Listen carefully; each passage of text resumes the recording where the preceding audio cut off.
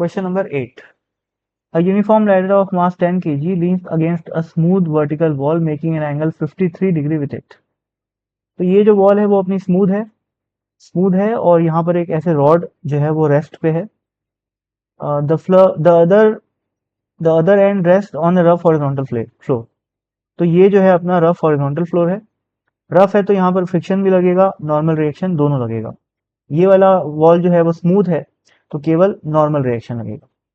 और यहाँ क्या लिखा है, vertical wall making an angle of 53 with it, यानी कि ये वाला जो एंगल है वो अपने को दे रखा है 53 डिग्री. ठीक, आगे find the normal force and the frictional force that the floor exerts on the ladder. Floor ladder पे नॉर्मल रिएक्शन और फ्रिक्शन कितना लगा रहा है ये पूछा हुआ है, यानी कि ये दोनों फोर्सेस की अपने को वैल्यू पूछा हुआ है. तो सबसे पहले तो भाई वाई एक्सिस में इक्विलिब्रियम है, तो वाई एक्सिस में नीचे की तरफ लग रहा है क्या, ये mg, और ऊपर की तरफ लग रहा है नॉर्मल रिएक्शन. तो n1 will be equal to mg, equation number 1. अगला y एक्सिस में, सॉरी x एक्सिस में ये s लग रहा है और ये n2 लग रहा है, तो ये भी दोनों क्या होएगा, बराबर होएगा. तो f बराबर n2 होगा, इक्वेशन नंबर 2. पर यहाँ पर वेरिएबल कितने हैं, 3, n1 n2 और s. सॉल्व होएगा क्या, नहीं होगा. तो अगली इक्वेशन में टॉर्क बराबर 0 से निकाल सकता हूँ. ठीक है, अब टॉर्क देखो यार, टॉर्क लेने का भी तरीका होता है. जैसे अगर मैं टॉर्क इस पॉइंट से लूंगा तो मेरे को इसका टॉर्क और इसका टॉर्क, यानी कि 3 फोर्सेस का टॉर्क निकालना पड़ेगा. इसके अबाउट लूंगा तो भी इसका और इसका 3 फोर्सेस का टॉर्क निकालना पड़ेगा. लेकिन अगर मैं इस पॉइंट के अबाउट टॉर्क निकालता हूं तो इसका और इसका तो टॉर्क 0 हो जाएगा, केवल mg और n2 का टॉर्क निकालना पड़ेगा. तो केवल 2 टॉर्क निकालने पड़ेंगे. तो कॉमन सेंस यही कहता है कि हम लोग इस पॉइंट के अबाउट टॉर्क निकालें. ठीक है, तो मान लेते हैं कि ये पॉइंट जो है वो O है, तो torque about O should be equal to 0. और ऐसा होने के लिए क्या होना चाहिए, टॉर्क 0 होने के लिए क्या होना चाहिए, mg का टॉर्क जो कि इस साइड है और n2 का टॉर्क जो कि इस साइड है, दोनों बराबर होने चाहिए.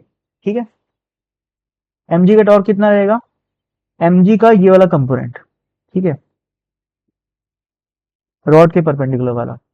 अब ये एंगल 53 है तो ये भी 53 हो गया, और ये कितना हो गया, 37. तो mg का cos 37 इंटू कौन सी वाली डिस्टेंस, ये वाली डिस्टेंस. ठीक है, इससे क्या आएगा, टॉर्क. तो उसको L/2 मान लो. अब n2 का कौन सा वाला कंपोनेंट निकालना है अपने को, ये वाला. ठीक है, तो ये 53 हुआ, तो ये 37 हुआ, तो ये 53 हुआ. तो n2 का ये वाला कंपोनेंट कितना आ जाएगा, n2 cos 53. ठीक है, तो n2 cos 53 इंटू डिस्टेंस क्या है O पॉइंट से, ये वाली, L/2. ठीक है, बस यार, इससे n2 की वैल्यू निकल जाएगी. देखो, mg की वैल्यू अपने को पता है, मास की वैल्यू दे रखी है, cos 37 की वैल्यू पता है, cos 53 की वैल्यू पता है. एक मिनट, यहाँ पर L/2 नहीं आएगा, L आएगा. ठीक है, तो कैलकुलेट करोगे तो इसकी वैल्यू निकल के आ जाएगी 200/3.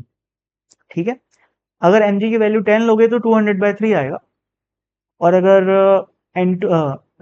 ग्रेविटी की वैल्यू 9.8 लोगे तो ये कुछ छोटा वैल्यू आएगा. ठीक है, एग्जैक्टली 65 के आसपास आ जाएगा. पर इस तरीके से जाओगे तो ये वैल्यू कुछ 67 के आसपास आएगी 200/3 करोगे तो. पर ठीक है, अगला हमें f की वैल्यू पूछा है, वो तो निकल गई क्योंकि n2 और f दोनों बराबर है यहाँ पर, है ना. और n1 की वैल्यू क्या है, mg, तो कितना हो गया, 10 इंटू 10 दैट इज 100, या फिर 9.8 लोगे तो 98 आ जाएगा आंसर. Very simple. अब ये टॉर्क का पहला क्वेश्चन मतलब है जिसमें अपन टॉर्क निकाल रहे हैं, तो मैं इतना ज्यादा उसको एक्सप्लेन इसीलिए किया हूँ क्योंकि टॉर्क किस पॉइंट से निकालें ये भी अपने आप में एक अच्छा डिसीजन होता है जिसको सोच समझ के करना होता है. इतना नहीं जितना मैं सोच के किया हूँ, मैं समझा रहा हूँ इस वजह से ज्यादा सोच रहा हूँ. पर रियल एग्जाम में अपन थोड़ा बहुत सोच समझ के काम करते हैं ताकि अपना समय बच सके. ठीक है.